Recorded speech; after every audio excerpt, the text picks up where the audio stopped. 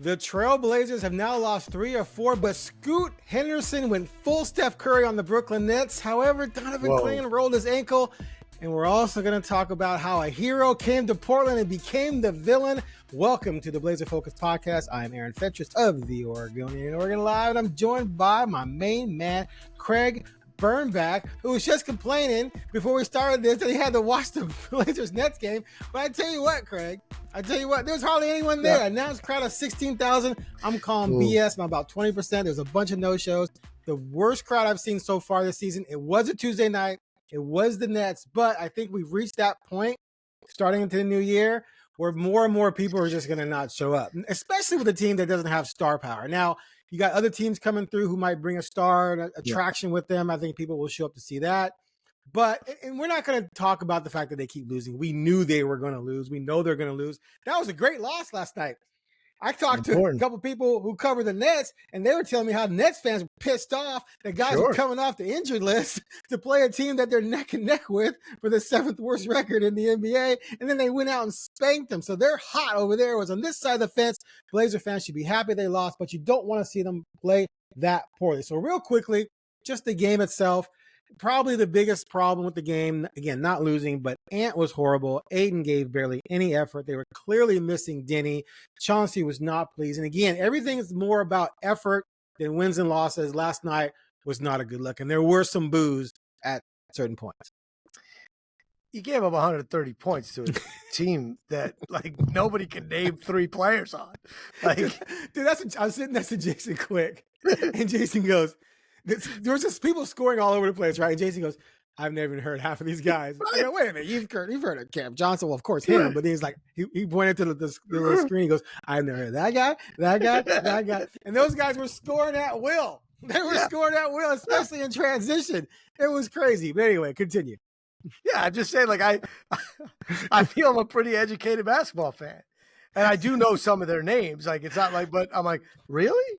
Like, I'm like, that guy's not going to shoot a 3. Oh, he did. Oh, he made it. And shot it with confidence. Right. I was like, oh, I guess when your team's goal is to lose, I mean, the Nets entered this season, they traded people to lose, right? Like, so it's very obvious to them that some of these guys are playing because of that. So I'm like, wow, they're shooting the lights out. Oh, I know why. They're wide open.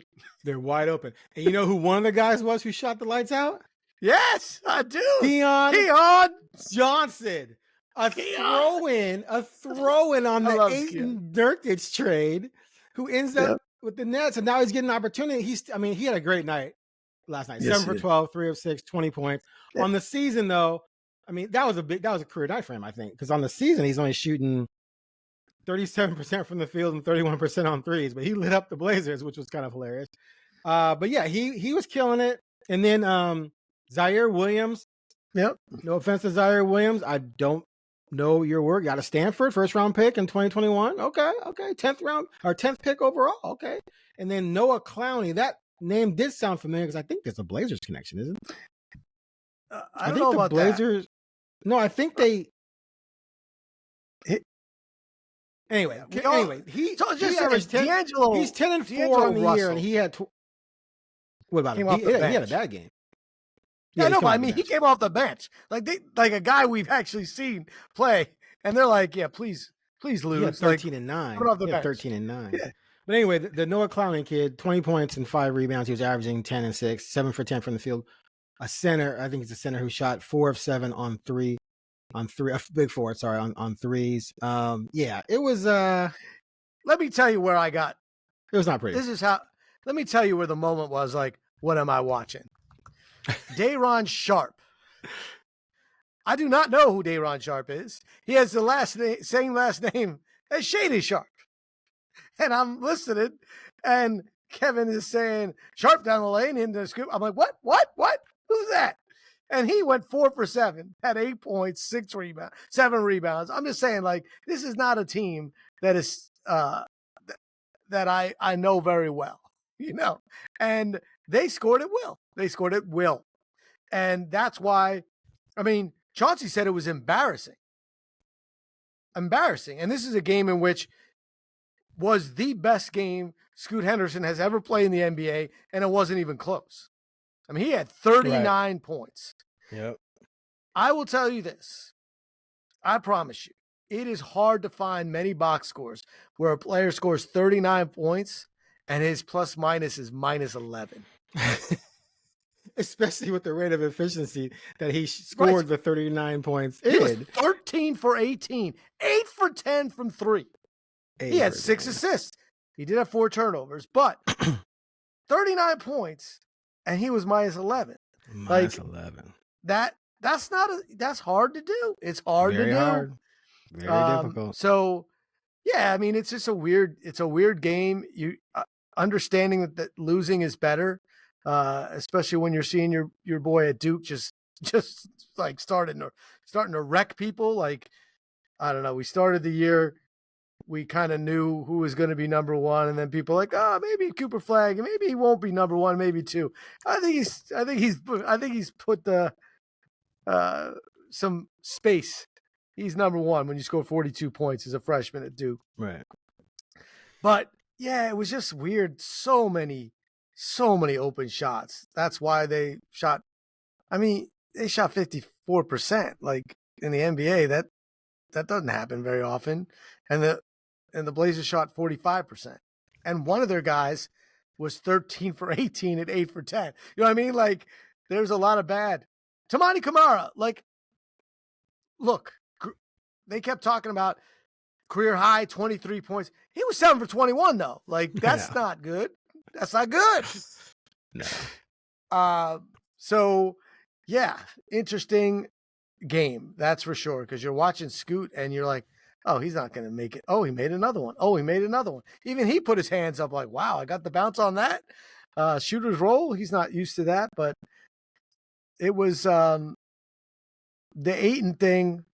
The Ayton thing's problematic. We get this from Ayton, though. You know you're going to have the dud, and then he's going to have a good game, and Chauncey's going to say, oh, he's really turned the corner and playing well, and then he's going to have the dud again. It's just who he is. I don't even consider it problematic anymore because he's not part of the future. I think we all know that. So it's problematic for his trade value, but he doesn't have any anyway. They're going to have to keep him. They're probably going to have to wait till next year and buy him out at some point or something like that. I don't think they're ever going to be able to get anything for him. They probably have to attach picks to get rid of him, or maybe there'll be a salary match situation somewhere down the line or whatever. But yeah, it's at this point, if he's going to give you that kind of effort in a game where he should dominate that game. Yes, there's no way he shouldn't destroy that game. Now, he only got 4 shots, so you could argue, well, they weren't giving him the ball. But then again, he wasn't really playing with much energy and urgency to warrant receiving the ball necessarily. I just do not understand how Ayton can play 24 minutes in that game with those players on the court and have 2 points.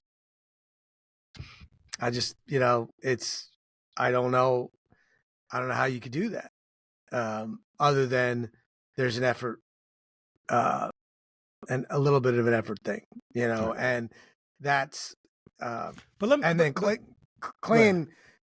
got, Clingan's did not look happy with his ankle. Like, it looked like that might keep him off the court for a while. I'm not, we haven't heard anything, but he went right back to the locker room. It was the end of the game, and who knows, but he was visually frustrated with the situation.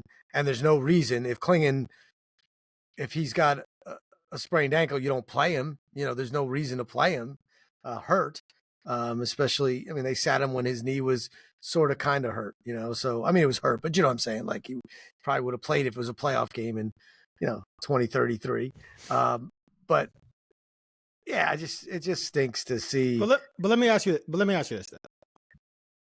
Is it fair to blame players for at times not giving maximum effort when they know the franchise is not giving maximum effort? Yes, it doesn't mean that they're the only ones to blame. But yes, you there are plenty of players that never don't play hard. That's just not in tanking situations. There are some players, like, I don't see Josh Hart chilling. Is Josh Hart? No, I'm saying team. No, but I'm just saying, like, even when he was on bad teams, the guy, there's certain players you play your heart out. Now, some guys are playing for contracts. Look, if you're Ayton, it's silly not to play hard.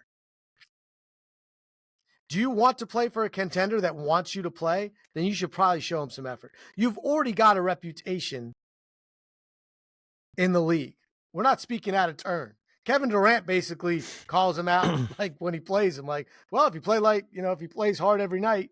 That was Booker. It's just not, it doesn't make it. Yeah. That was Booker. Okay. Yeah. I'm sure Durant said something too. Yeah. But I'm just saying, like, that's not if your reputation is you don't bring it, then you should bring it. It's not like people are going to look at that game and not say, well, that looks like a player we want. That looks like a player that they have to worry about, because you're bringing in a guy that already was a number 1 overall pick that was shipped out and got into a situation where the expectation was he was going to be given the opportunities to really show out. And he doesn't show out. Like you say, like he doesn't, he only got 4 shots. I'm like, well, would you have passed him the ball last night? I mean, you probably wouldn't. Not if you were Scoot. It's just not good. It's not good for him. It's not good for fans to see it. It's a difficult situation for the coaching staff. If it's not like they see more than we do, Aaron. You know what I mean? Like if we could watch that game and go, ooh, that's 24 minutes that don't look like good minutes. We don't know exactly what he was supposed to do on everything. So it's just not good. I hear what you're saying in the long run. Does it hurt the team? Probably not. I mean, I don't see how it could. As you mentioned, no one was they're not like, oh, we were going to give 2 firsts, but now we're going to give 1. You're right about him having to repair his image and it doesn't look good. I'm just saying that when you, at some point in the season, when everyone knows, okay, we have no chance of reaching the play-in, our franchise doesn't care. Why am I going to go out there and care about beating the Nets? For who? For what? We don't even really want to win this game at the higher up level. We just want to not get blown out and stay close. I think it's human nature that you're going to come out some nights and just be like, yeah, I mean, I'm going to give 80% tonight. That's all I got. And some of it can be mental, and you just are like, yeah, whatever. Because is that 80%? I mean, I don't know. I can't blame him totally for only having 4 shots if the perimeter guys are all jacking up threes. But, and I'm not exonerating him from giving, not giving max effort. But I'm just saying that, I mean, dude, I go to the games thinking, oh God, can we just fast forward to the lottery? There's no way players aren't thinking that. There's just no way that some are not thinking that. And so you're going to get duds. That's all I'm saying. You're going to get duds when they know. Well, look, we can look at it and see the 2 players that have been underperforming. Anthony's been underperforming, and I do believe it's weighing on him. I mean, I don't think he knows. He's been good. Went off the previous 10 games. Anthony was back. No. He was like 25, 6, and 5, shooting 48 and 42. And then last night he had a bad game. Really bad game. And but those are going to happen. Right. You said duds. Right. One bad, but there's a difference between shooting poorly and not giving effort. I don't believe Ant didn't necessarily give effort. Ayton didn't give effort. I'm just saying Ant was back. And then he just had I'm just saying, night. I guarantee you this weekend, he's going to drop a 30 on somebody. I would hope so. I've been saying that the whole time. But I'm just saying, Ant's averaging 18.6 or something right around there. There's no way Ant's not a 20-point scorer on this team. He's underperforming. There's no way around it all year. He's been on playing the season well. He has, but the last 3 weeks, no. Yes, which is what you're saying. Like, I'm okay with some fluctuation and understanding. I'm not okay with what? I don't know. No effort, or there's a difference between a dud and 24 minutes, 4 shots, 2 points when you're 7 feet tall and you're on a team where you're better than everyone else, right? I mean, and you're that it's athletic. Just like when Klingon comes in, the effort difference is so clear. That doesn't help you. You're making $30+ million a year. The reason why fans will boo is because the expectation is that you're not earning that. Right. But look, there's blame on the team. They made the trade to get him. For what reason? you're saying that he's not circle part of the back future. to that. Let's circle back to that when we talk about item number 4. But before we get, because we got something to talk about later, I teased it earlier. But let's focus on Scoot for a minute. Yeah. Scoot shined. Scoot lit it up. Chauncey and Tamani were talking about how much he works, and it was good to see him have that kind of game, and that there's been practices when he's lit it up like that. It was impressive. But going into that game, he was shooting 39% from the field, 29% on threes. He had an awful 6 or 7 game stretch after he had those 2 really good games against Utah and Dallas, and then he simply cannot miss. So the obvious question is, did he turn the corner, or was that just one of those nights? I'll never forget, as a Bulls fan, waiting for Chris Dunn to pop after they got him, and when they traded Lowry. Anyway, they got Levine and Chris Dunn. Anyway, and I kept waiting for Chris Dunn to pop. And Chris Dunn went out one night and just lit up somebody. It was crazy. And I was buying his rookie cards. I still have most of those rookie cards. Yeah, because it was just a fluke. Yeah. It wasn't, he's becoming a 3-point shooter. It was no. And he's never been a 3-point shooter. So I'm leaning toward, of course, this was just one of those nights where he was just on, he couldn't miss, right? Mm-hmm. And I like to equate things like this to roulette. I'm a big roulette guy. And I've seen the roulette table. It's about 48.5% black, 48.5% red, and then the middle 3% is green. I've seen that thing hit 15 times in a row black or 15 times in a row red, right? It's going to balance out eventually. So in this case, to me, he just was on a streak where he hit red 8 straight times out of 10, 8 times, 6 in a row, and then 8 out of 10. And that it's going to fall back down because there's going to be a 1 for 8 coming up. That's what I'm saying. But it was nice to see him have that, and maybe that'll boost his confidence and maybe help him at some point. But he has to become consistent, not obviously just have these flashes every once in 3 weeks. He has a big game, and everyone goes, "Oh my God, this is why we drafted Scoot," and then he reverts right back to being what he's been. What's your feel on what that game meant, if anything? It was an anomaly. I mean, anyone who thinks, but you hope that all those things, that it helps. I mean, it came in a game where you lost to the Nets by double figures, and they didn't care, so, but he hit them. He went 13 for 18 and 8 for 10 from 3. And I got to be honest, like, I don't care who's playing him. If he goes 8 for 10, that's impressive as heck, especially knowing how he shoots. So he needs to shoot consistently. He's still, and I hate to say this because this sounds like I'm not, it was a great game for him, but it was in a loss to the Nets in double figures. And there was a moment they were down, like, I don't know if it was 9. It was there in the fourth quarter. And it was like, this is the last chance they could break, if they score here. And he had one of the worst turnovers you could see.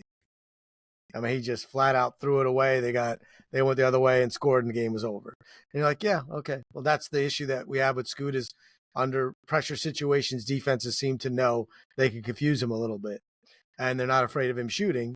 But look, he had a great game, and all you could do is hope there's others to follow. He got to start because Denny didn't play, and they started for the first time that unit that we've all said that is not a unit they can ever start consistently, which is 3 guys under 6'6", in your lineup, basically, a 3-guard lineup. And, so it was good to see him go off and shoot. But do I feel like he could do that tomorrow again? I mean, like you said, there's a time when it's 15 straight black. You could maybe have a couple runs, but right. NBA is, it's about consistency. We have right now, a season plus. I mean, he had some injuries of Scoot playing, and it's pretty similar. Right. And last night was an anomaly. I mean, he had another game where he scored 33 last year.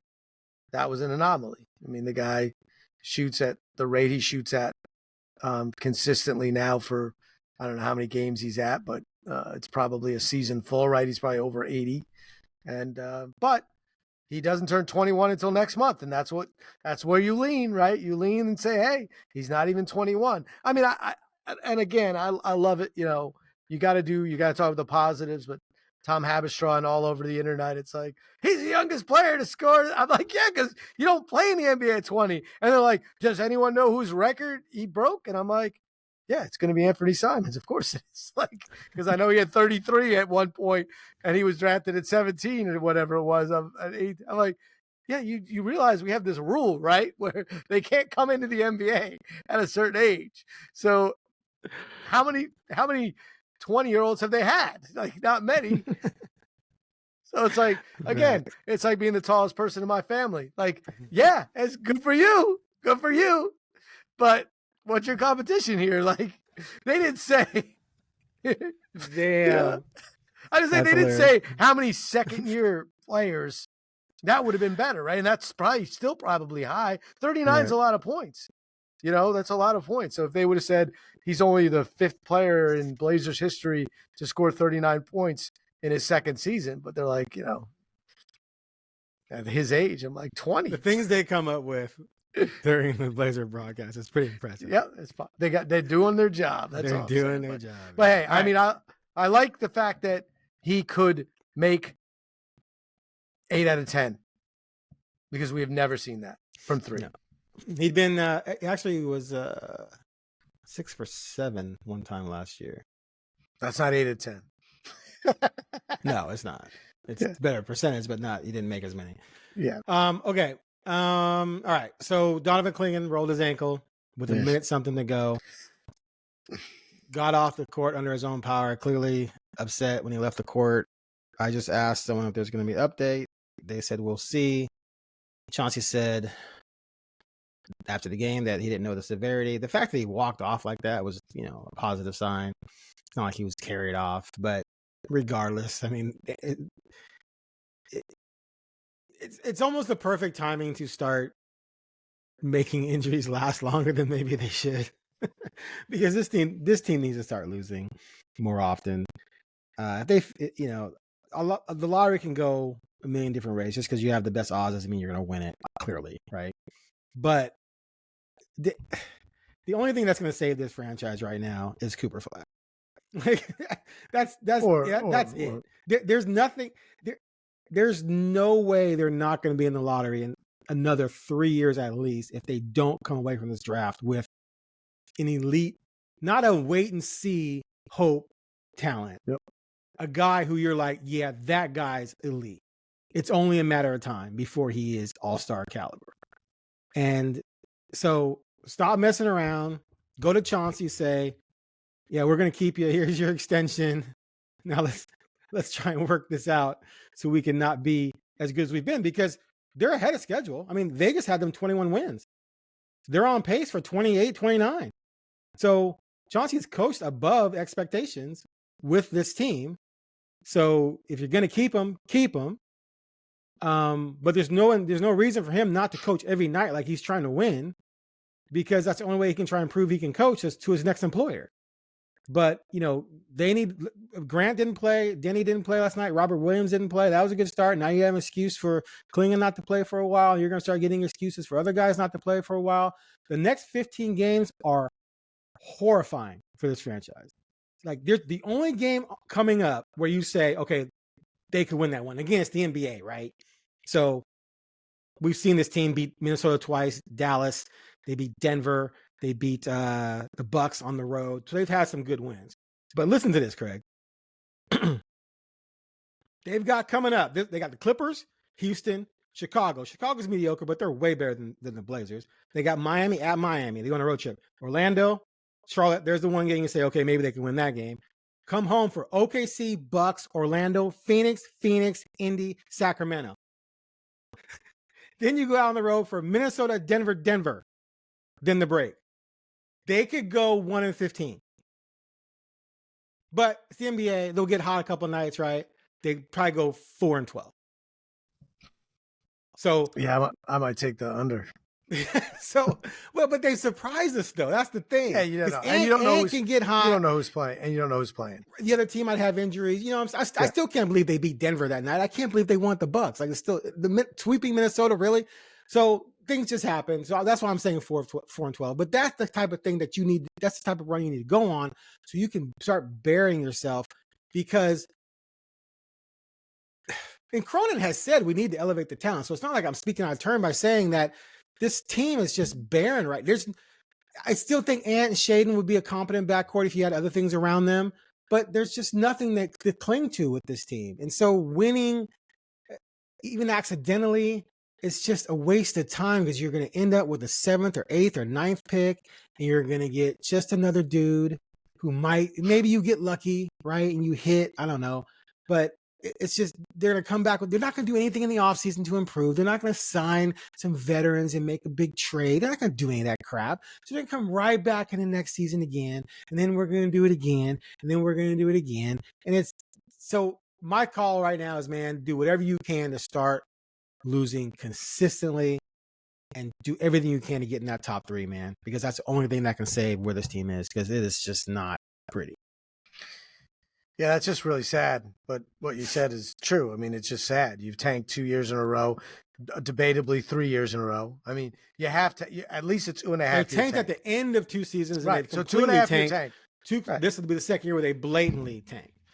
But they tanked to get in the lottery 3 times.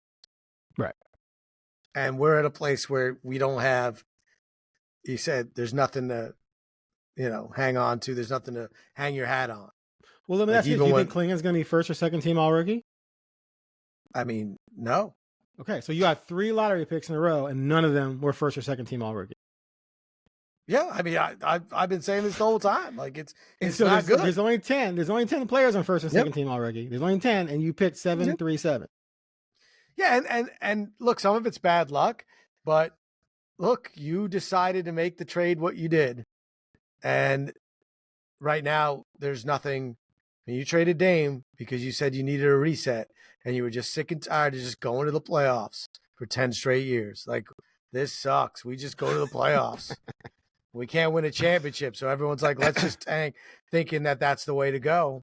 And here we are, knowing that the goal is to lose as many games as possible, and you don't even know where you don't have a cornerstone.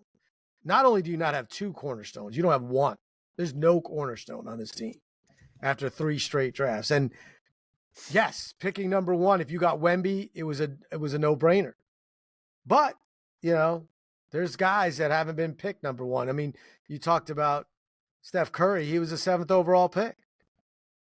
And he's one of the greatest. He's the greatest shooter of all time. Luck matters, but it's your job. That's the job, and the front office is to find the right guys. And the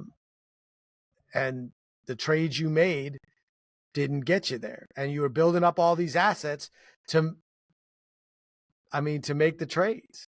And now the whole word is, well, these assets now, the new collective bargaining agreement doesn't allow anyone to trade anybody. I'm like, well, you should have known that, because it wasn't that's the job. And it's disappointing right now to look at. Like I said, I think I like Denny. I like that trade, but you traded Brogdon and 2 number 1s. Now you got them, so that the assets, but certainly getting Brogdon wasn't what made it happen, right? They didn't want Brogdon. You got Ayton for what? Why? Like, to pay him $70 million and move on from him, right? Well, they're rolling the dice on that. So let's combine that with my next craps. Right. Let's combine that though, the Ayton thing, with my next topic. So the Miami Heat rolled in here on Saturday. Boy. He's going there, people. He's going there. And Tyler Herro dropped the bomb. 32. Clearly the best player on the court. I mean, Bam, probably best all around, but Tyler was the best player. The Miami Heat media, there are a couple of dudes in town who I've spoken to most of the summer of 23.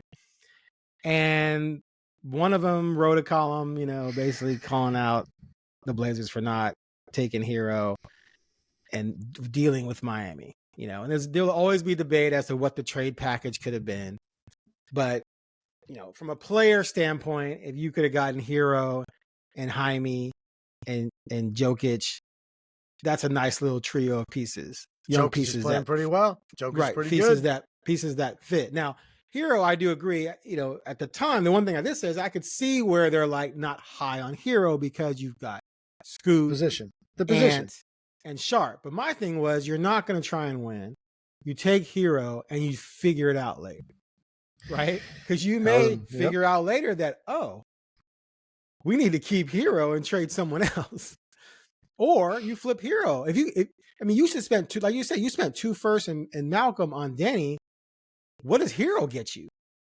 The way he's developed. But at the time, people were down on him for whatever reason in Portland. Sometimes fans in Portland are just down on people just to be down on people. But my thing was, this kid's good and getting better. And this year he's having a career year. He's receiving all-star votes. He's going to make the all-star team in the guard-loaded East? No, probably not. But he's 24, 6-5 or whatever. He's shooting really well. 5, yeah. 24 and 5. 24 and 5. I mean, he's 6. No, but he's at 6 rebounds. I was looking at the wrong way. He's 20. So, and he's a guy who can play the 1. So he can give you minutes at the 1 because he can be a playmaker. But he's mainly a 2. But, now, do I think it's completely fair to say, oh, Cronin, you screwed up, you should have done blah, blah, blah? Not necessarily, because we don't know what the package would have been. But what's fair is to say, you should have sat down and negotiated, as opposed to saying, I want everything. Which, of course, what does that even mean? Well, does that mean you want Bam and Butler? Well, no. So then you don't want everything. You just want whatever you believe to be everything, but you never negotiated and sat down and talked about it. And then these are the things that frustrated Dame and his agent. It's like, sit down and discuss it. He refused to sit down, in part because, of what Dame and Goodwin did, whatever. But at the end of the day, you went the other direction, which was send him to Milwaukee, which put him in a good spot, clearly. But what did you get out of it in the end that looks better than what you could have gotten player-wise? Nothing. Because Ayton was celebrated as the crowning piece of the entire series of trades, but in reality, you got him with Nurkic, Nasir Little, and Keon Johnson, with Grayson Allen thrown in from the Bucks when you got through Dame. So you didn't really get Ayton for Dame. You got Ayton for Nurkic, Little, Keon, and Grayson Allen, whom I think you could have recreated Grayson Allen in a deal with Miami. But anyway, the point is, Ayton, and I said at the time when people were just going off about it, I'm like, I tweeted this out there. I'm like, I hate to say this, but no one wants to talk about the fact that I guarantee you Miami would not trade Herro for Ayton. And the year and a half later, that stands 100% true. They wouldn't trade Herro for Ayton and Scoot. That's the scary part. They wouldn't trade Ayton for Hawkes or Jovic. Yeah, that too. Exactly. They wouldn't. Exactly. So that entire situation is a complete bust. Now, the one thing you can look at and have hope for is that you have the Bucks pick years out and you have 2 swaps. Yep. So you hope that Giannis asks out and leaves. And then Milwaukee goes into rebuild mode. But my argument to that is, okay, if I know that's coming and I'm trading Giannis, I'm trying to get value back. Because why am I going to go into complete rebuild mode if I've lost a key pick and 2 swaps? Because now those 3 years when I suck, imagine if you're the Blazers and you stunk the last 3 years and all 3 picks were going to go to someone else. It doesn't do you any good. You wouldn't have Sharp, you wouldn't have Scoot, you wouldn't have Klinger right now, right? Because one you gave away and 2 swaps, they'd swap with you.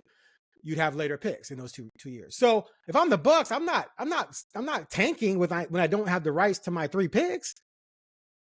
So I think the Bucks are going to do enough to make it to the swaps. At least are not going to be great, and the high pick is not going to necessarily be a top 5 or anything like that, because they're not going to let themselves go that far down, because there's no point in doing it. So we'll see how that plays out, because CBS Sports did a series on the top future draft picks owned, and they had the number 1 asset being the Bucks pick that the Blazers own. So there's value there. But what could you have gotten out of the Miami pick-wise? Who knows? They would have been after Butler and Dame would have been done, so they could have been good, or maybe Pat Riley retooled at 88. I don't know. But anyway, the point is that from a player standpoint, the Blazers messed up. And it's blatantly obvious. Now people will say, there's another thing. Oh, but they got Kamara, though. They got Kamara. Well, you know what? You could have drafted Kamara twice. You passed on Kamara for Chris Murray and Ryan Rupert. Again, crapshoot. I'm not sitting there saying, oh, you messed up, because I don't think that's fair. But the guy that people say, oh, but we got Kamara. Well, you could have had Kamara twice. So, okay, you got Kamara. Great. But Is Miami trading any of those guys for Kamara? No. You know what I said the whole time? I was like, I don't care what position Herro plays. I don't care. He's good. He's really good. And what are you going to do better? And they didn't do better. Jovic is 21. He's 21. Shoots 35% from three. He's averaging 10 points a game. He's 6'9". You don't think they'd want that? Nah. You know what I'm saying? Like, if you had Herro and Jovic, Denny, Sharp, like that'd be better. Well, they wouldn't necessarily have Denny because Denny, they used Boston. Yeah, sure, pick. Fine. They used a couple. Well, because they couldn't wait. They could have, but they wouldn't have needed Denny because they'd have Jovic. It depends on the picks they got from Miami, but yeah, they wouldn't have had Malcolm. Yeah, they would have had Malcolm though. So Herro, Jaquez, Jovic. If you got those three, come on. Come on, it's better. You're paying him $35 million. You have a better roster. $70 million to do what for you? Like what's he gonna do? Like you're gonna trade him, you're gonna dump him. You're begging people to take him now. And you like the moves aren't good. I mean, there's no way signing Grant. It's not good now. It's not good. And you could say in hindsight that's fine, but your job is to have hindsight. And now you're stuck with Grant. And at this point in time, you haven't moved him. So what are you going to do? And are you going to get a first-round draft pick for him? Like everyone now is making the excuses. Oh, no one wants to trade for large contracts with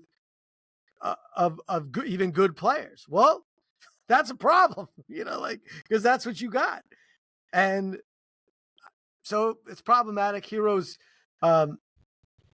really, really good basketball player. I think he's 24 now. He's averaging 24, 5 and 5. He's got a killer instinct. You know what I mean? Like there's all these things. He's fun. He's flashy. Yeah, he's fun. Yeah. I mean, I would never have traded. I would not have traded Sharp for him. I still hope for Sharp, but we don't trade Sharp. Does he have and I love that he tries to dunk on people from 70 feet away, but he also disappears at times. And he's still a kid though. He's still a kid. He's 20. Right. Sharp is 21. Herro at 21 was averaging, 15. He was still coming into his own and still developing. But so you got to give, huh? He was on a good team. No, I'm just saying. Team. Still, no, I agree. I understand that. I'm just saying there's the same reason why I was saying why are people trashing Herro? He's still growing and developing. I'm gonna say the same thing about Sharp. So yeah, I wouldn't have traded Sharp. No, for Herro. But that wasn't it at the time. You would have had both. You would have had both. Yep. And you could, and then trade Simons, trade. The whole thing is this. It comes down to Scoot. Sorry for the pressure, but you moved off of Damian Lillard because you said that Scoot Henderson was your franchise player of the future. Right. He's not, unless he scores 39 again. I'm like, but right now he's not. Right. And the other side for Miami, and why Miami writers will still talk about this and why Miami fans monitor what's going on with the Blazers is because look what's happening with Jimmy Butler. Jimmy Butler's pissed and he wants to be traded because he said Riley didn't give him help. Well, Riley tried to give him help with the Dame trade, but it didn't come about. And I'm not exonerating Riley for whatever his side of this was. But again, we all know Cronin really refused to engage. So there was an effort there. Could Miami and let's just be honest, I guess, but Pat Riley. Yeah. He gets the benefit of the doubt. Sorry. Right. I mean, as he drops his rings on the floor and needs two people to pick them up because one's not enough, you say, okay, that guy gets the benefit of the doubt that he's not the one that made the mistakes, and he might have, but you're like, okay. But I mean, there was no engagement. We were told there was no engagement. They didn't make the trade. Dame went to Milwaukee because he couldn't get what he wanted. And some people think was it out of spite? I don't know. The other thing is make the better trade. This was not, when it happened, it wasn't obvious that it was the better trade. But to a lot of people, it was because no one really knew what the package could have been. But my thing was it was probably going to be Herro, 3 first swaps, Jokic, Jaquez, or one of the two or something. And so the total package they got is comparable other than the fact that Ayton's just was fool's gold. And why I Yep. called it all smoke and mirrors. And that's the problem. If Ayton comes here and Ayton is what he's physically capable of being, then you can make the argument. But he's not even remotely close to what he's physically capable of being. So that piece of it goes away. And anyone being honest and looking at the entire packages and taking Ayton out of it is going to walk away going, yeah, we got job. we got Jack. And the other thing is you still could have just kept Damian and traded the damn pick. And guess what? Go to the playoffs for another year. Another 3 years. And then when Dame's done, then you start the tank. Yep. And I had this conversation the other day. So I was like, yeah, I still don't think they could have built a contender. Okay. The bar shouldn't be championship or bust in Portland, freaking Oregon. I agree. That's you where my ride out your was. superstar. You ride out your superstar into the sunset, and then you tank. You don't alienate and then kick him out.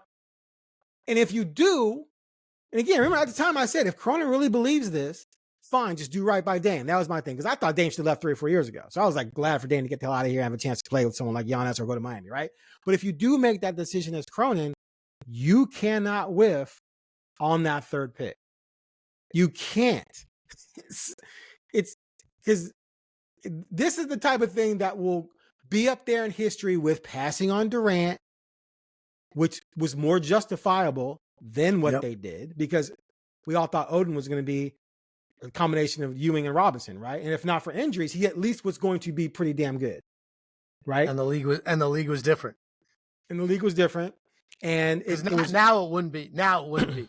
Now it would be obviously Durant. Oh, 7-footer who can shoot threes. 100%. But just like now, it's obvious that Phoenix should have taken Luka instead of Ayton, right? You think? Yeah, I think you're right. So, but you just cannot miss on that. And as we move further and further into the future, when Scoot's contract comes up and they give him 5 years, $100 million, or they just don't sign him and he goes into restricted free agency, and then maybe they match him, maybe they don't, and then we move further and further away from that not working out. It's going to become bigger and bigger and clear that, oh my God, we jacked around arguably the greatest player in franchise history for a marginal point guard. Especially if you don't go to the playoffs for 6 years in a row. 7 years, exactly. Or 7 years. And that's why circling. That's a whole generation of fans. Beginning of fandom. Right. It is. It's a long time. Right. I mean, winning spoils people. And it whets their appetite for more winning. I've always said, like, as a Knicks fan, I've never seen a championship, and I'm old. And I'm just so glad that we're back to being competitive, because there were years I didn't even care about checking the box score because we were tanking or we were terrible. But you you had some Starbury issues. Don't even lie. I did not, but I would have if I could have afforded them. But here's the thing. His shoes were cheap. That was the thing. I know, his that's right. He made them from China. You could have had them. I might have broke. But I enjoyed the Carmelo years a lot more than I enjoyed the Eddie Lee Wilkins years. You know what I mean? Like, so. Because they were exciting. They were in the playoffs. Yeah, you probably knew they weren't going to win it, but at least you had a chance, a puncher's chance, right? Or I could watch a game and watch a guy on my team get 50. Yeah, exactly. I mean, that's the thing. Like, right now, people go, like last night, no one went. If Dame's on the team, they go because Dame could get 60. Right. And he's exciting. And you were there the day that he got 60 or he got 50. And I'm not saying you're selling out the Nets game, but he could get 50. So you go for him. I mean, Dame was a superstar in Portland, Oregon. He's a superstar in the NBA, which is, amazing. He was a global star playing in Portland. Yes. But I'm just saying, like, for the Blazers, and even when LaMarcus was here, not as exciting. Brandon Roy, like, there were players that you cannot and when they had Greg Oden and he played, people just wanted to go to see that. No one's going to see Scoot. No one's going to see Shaden. No one's going to see Klingon. Like, I got to see it because he's going to be. Because no one's like, maybe he'll be. Well, they're only 20. Like, that's not it. And the NBA is it's a show. The tickets are really expensive. They're really expensive. Like, I didn't go to NBA games unless I get media. I mean, everything I did was to get free tickets, and that's why I did the job, because I couldn't afford to go to anything when I was a kid, except baseball games, because you get $5 tickets. Used to. And for most of my life, believe it or not, people, the Yankees stunk. So I could sit wherever I wanted because they didn't care. They're like, we're just glad you're here to see Mel Hall because no one else is. I'm just saying, like, so when you're a franchise in Portland, you're the only team that, you obviously we now have MLS and we have women's professional soccer. So there's that. But as far as the big, four, you can dominate this city. We know that the Blazers will dominate the city and the state when you give them a reason. And right now, there's no reason. And that, that's the reason why 16,000, and you're saying it wasn't even 16,000 showed up because there's nobody on the Nets to go see. So that's the frustrating part for me is that everyone I want to find the value in this franchise. I want to find the silver lining. And right now I'm still searching. So that's why we grasped onto the 39 points that Scoot scored and say, hey man, just go on a run where all of a sudden like, whoa, something clicked. Oh, Sharp, get 30.